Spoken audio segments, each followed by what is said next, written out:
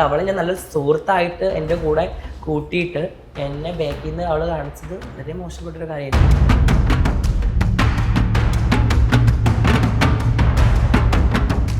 അതിനെ വേറൊരു രീതിയിലാണ് കോൽക്കളി പോലെ അങ്ങനെയൊക്കെ പറഞ്ഞ് സംസാരിക്കുന്ന ആൾക്കാരുണ്ട്.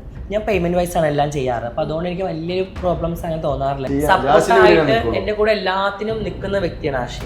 ചെയ്യുന്ന എഫേർട്ടിനുള്ള പ്രതിഫലം തരുന്നുണ്ട്. ഞങ്ങളിപ്പോ കുഴപ്പമില്ല, അതേപോലെ മാഷല്ലേ ഇങ്ങനെ ഒരേ വൈബിൾ ആൾക്കാരാണ്. ട്രാൻസ്ജെൻഡേഴ്സ് എന്ന് പറഞ്ഞ ആൾക്കാര് ശരീരം വിറ്റ് ജീവിക്കുന്ന ആൾക്കാരാണ്. അതങ്ങ് ലേബിൾ ആക്കി. നീ ഭയപ്പെട്ടിട്ടാണോ നിൽക്കുന്നത് എന്റെ കൂടെ?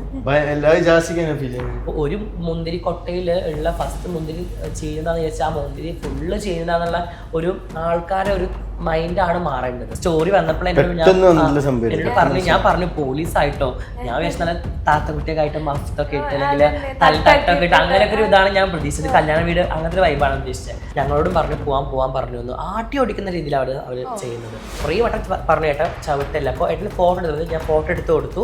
ആശു ഞാൻ അയാൾ പോകുന്നില്ല. പിന്നാലെ വന്നിട്ട് ആള് കാണുമ്പോൾ അറിയില്ല, ബട്ട് എല്ലാരും ഫോട്ടോ എടുക്കുന്നുണ്ട്. അപ്പൊ ഞാൻ എത്രയൊക്കെ ആയാലും ഞാൻ ആണല്ല.